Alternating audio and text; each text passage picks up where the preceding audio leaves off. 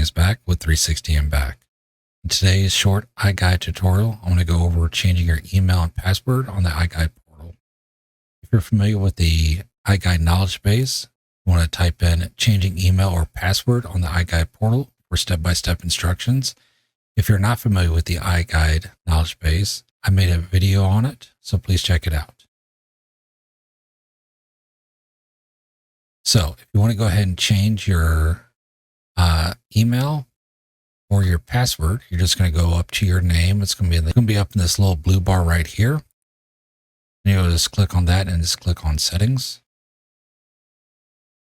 Here you're with a bunch of different options. So first, for like your emails, you'll hit edit profile. And this is going to have your first, last name, the email associated with it, and your current password.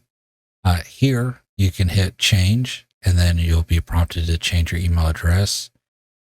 If you just need to change your password, click on change password. You're going to fill out your old password, your new password, and you're going to repeat your password. And that's it. I hope this tutorial helped. If you have any questions or comments, feel free to leave me an email. And thank you.